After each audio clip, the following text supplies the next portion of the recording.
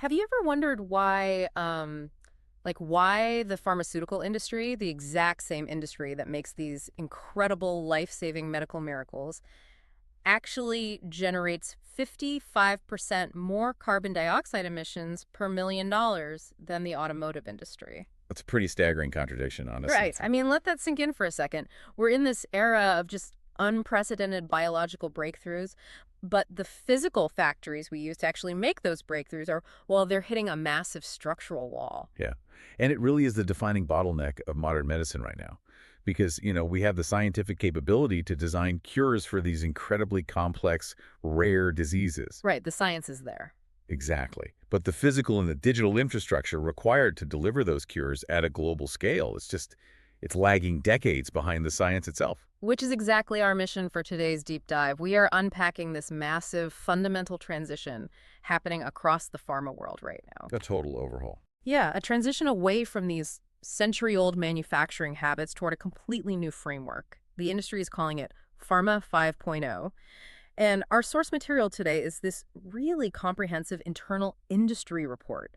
It's titled Reshaping Pharma Factory of Future.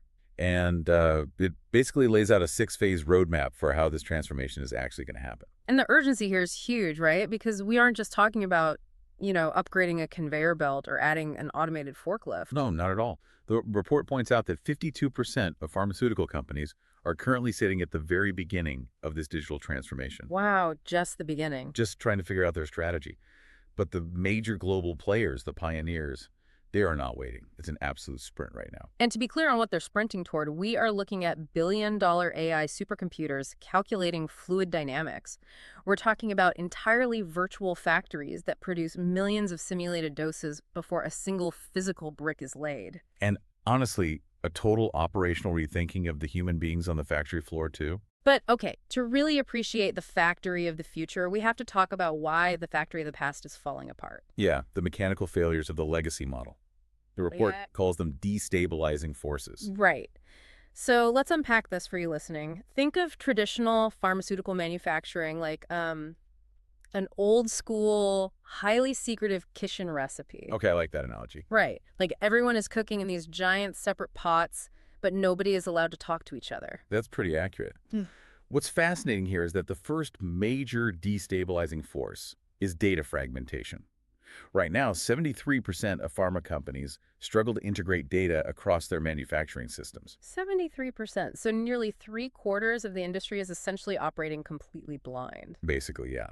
I mean, if your bioreactors literally cannot communicate with your downstream filtration systems, you can't optimize the overall yield. You're just kind of crossing your fingers and hoping each isolated step works. Exactly. In a legacy setup, a facility might have dozens of different, proprietary software systems. So if there's a slight temperature anomaly in mixing tank A, The filtration system in room B has zero clue it needs to adjust its pressure to compensate. right, and by the time quality control catches the discrepancy at the very end of the line, it's too late. You might have to scrap the entire batch. Which is devastating. And that waste feeds directly into the second destabilizing force, right? Therapeutic complexity. Yes, because we aren't just pressing stable chemical compounds into aspirin tablets anymore. No, we're making incredibly complex stuff. Biologics, antibody drug conjugates. Cell and gene therapies. These are biologically active, super-sensitive living medicines. You're dealing with genetically modified cells that need absolute environmental perfection. You can't manufacture a fragile, highly personalized gene therapy using the same clunky batch process designed for generic headache pills. You really can't. The legacy infrastructure just totally lacks the agility to handle those cellular variations in real time. And this all brings us back to that wild stat from the top of the show. This matters to you, the listener, because when these rigid, disconnected systems fail, it doesn't just mean your medicines are more expensive and take longer to reach you. It means we're doing massive harm to the planet in the process. Right. The report highlights that the pharma sector contributes up to 5% of total global emissions, and they generate like 300,000 tons of plastic waste every single year. And that environmental footprint is a direct byproduct of that inflexibility. Because these legacy environments are so disconnected, to keep everything sterile, they rely heavily on single-use plastics. Oh, like massive disposable bioreactor bags. Exactly. Yeah. Bags, single-use tubing, giant filters that just get tossed, and then you add the immense energy required to run high-grade HVAC systems and clean rooms, 24/7. Even when a batch is just sitting there doing nothing, waiting for the next step. Yeah, just holding it. It's totally unsustainable ecologically. So that brings us to the big operational pivot. If the physical factory is too blind, too rigid, and polluting way too much, how do you overhaul it without, accidentally shutting down the global supply of critical medicines? Well, the answer is you don't iterate in the physical world at all. You build it, you test it, and you break it in the virtual world first. Because messing up a batch of modern biologics in real life is just astronomically expensive. Too expensive. Trial and error with real chemicals and real steel is basically over.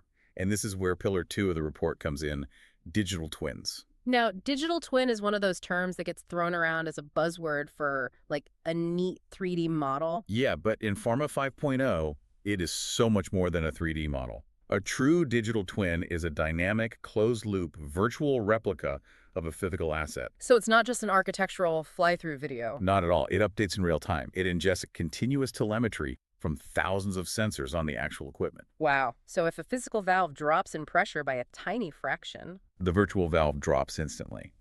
And then the system can run thousands of predictive thermodynamic simulations a minute to forecast exactly when a part will fail, or how a tiny chemical shift will impact the final yield, all in virtual reality. that's incredible. And the real-world impact is already proven, right? Like the Johnson & Johnson example from the report. Yes, that's a perfect case study. They used a digital twin specifically to optimize a single solvent switch step in their line. And a solvent switch, for context, is super delicate. You're basically replacing one liquid solvent with another to force an active ingredient to crystallize. Right, and if the temperature or the concentration is off by even a tiny bit, the crystallization completely fails. But with the twin. With the twin, J&J simulated the precise thermodynamic behavior first. They pinpointed the absolute optimal parameters without wasting any actual physical material. And that one virtual fix cut their solvent consumption by 30%. And it cut the total cost of that step by 35%. Exactly. And there was another anonymous manufacturer in the report that cut their unscheduled equipment downtime by 47%. In just 120 days, right? Yes. They just used the twin to predict microscopic mechanical wear and tear and fix the machines before they ever broke. Okay, but here's where it gets really interesting, and I have to ask a pushback question. Sure, go ahead. Are companies actually betting the farm on these virtual models? Or is this just a fun, highly funded IT experiment that looks good in a press release? I mean, the data says it's a survival imperative. Look at the pioneers. Roche is currently deploying an AI factory using 3,500 NVIDIA GPUs. 3,500 GPUs, just for a factory. Yeah. They're using a platform called Omniverse to create these insanely complex digital twins of their new GLP-1 plant in North Carolina. Oh, and GLP-1, those are the highly sensitive diabetes and weight loss drugs that are in massive demand right now. Exactly. And they involve these really fragile peptide chains. If the temperature shifts slightly in a pipe, the molecule denatures. It's ruined. So Roche is basically simulating the heat in the pipes before the pipes even exist. Right. They run millions of fluid dynamic simulations to find microscopic bottlenecks before physical construction even begins. And Eli Lilly is doing the same thing. They're investing $1 billion in a supercomputer called the LilyPod. $1 billion. Yeah. Okay, you don't drop $1 billion on an IT experiment. No, you don't. Yeah. It is the new operating model. But, and this is the catch, once you perfect everything in a supercomputer, you still have to build the physical hardware. Right. You can't just plug futuristic AI into a clunky old-school batch process from the 1950s. Exactly. Which brings us to the end of the batch era and the rise of continuous manufacturing. Right. Okay, let's use an analogy here. Think about old-school batch manufacturing like baking cookies. Okay, I'm with you. You mix the dough, you wait, you put them in the oven, you bake. You take them out, you test them, you eat them. If one cookie on the tray is burnt, you might have to throw out the whole batch. And you wasted all that time. Exactly. But continuous manufacturing, or CM, is like a high-end, endless soft-serve ice cream machine. Yes. The mix is always flowing, and there are sensors checking the temperature every millisecond. Perfect quality, endless flow, zero waiting. That's a great way to look at it. And to ground this in the report's numbers, the continuous manufacturing market in pharma is expected to grow from $1.6 billion in 2025 to $3.7 billion by 2034. It's more than doubling in less than a decade. Because the results are undeniable. Vertex Pharmaceuticals adopted CM for cystic fibrosis therapy, and their yield improvements were just incredible. They Yeah. use what's called process analytical technology, or PAT. Meaning sensors embedded directly inside the flow. Right. Checking chemical composition every millisecond. So if the mix drifts off spec, the system instantly adjusts the temperature to pull it back. No more waiting until the end of the line to scrap a failed batch. Okay, but if we connect this to the bigger picture, this is a heavily, heavily regulated industry. So how on earth are regulators reacting to basically handing the steering wheel over to an AI in an endless loop? You'd think they'd fight it, right? Right. Historically, they love the old batch method because it's slow and it's highly documented. Well, the reality is regulators are actually fully on board. They're pushing for it. Wait, really? Yeah. The FDA is pushing for AI. Yes. In January 2026, the FDA deliberately increased manufacturing flexibility for cell and gene therapies. They specifically loosened those rigid batch rules because they know it's the only way to expedite patient access to these new cures. But what about the AI itself? Like, how do you prove an algorithm didn't just ruin a massive batch of medicine? That is the big question. And actually, that same month, the FDA and the European Medicines Agency released 10 guiding principles for good AI practice in drug development. So they wrote the rule book for algorithmic governance. Exactly. You can't use a black box AI anymore. AI governance is now a strict compliance requirement. A data scientist has to prove the algorithm is explainable and trace exactly why an AI made a specific decision on the factory floor. Okay, so the supercomputers are simulating the future, the lines are continuous, and the FDA is auditing the algorithms. Yes. So what does this all mean for the actual people on the factory floor? Are we literally just talking about a dark room filled with robots humming in the cold? It's so funny. Everybody assumes that, but the report argues the exact opposite. And this is the true definition of Pharma 5.0. Okay, what is the definition? Well, Industry 4.0 is all about automation, replacing human effort. But 5.0 is fundamentally human-centric. It's about bringing the human securely to the center of the operation. So the AI isn't replacing the human. No, the AI is becoming a co-pilot. The goal is to elevate the human operator. Okay, what does that actually look like on a Tuesday afternoon at the factory? It looks like an operator walking the clean room floor wearing an augmented reality headset. Wow, AR on the factory floor. Yeah, and the AI is projecting real-time thermodynamic data directly onto the physical bioreactors they're looking at.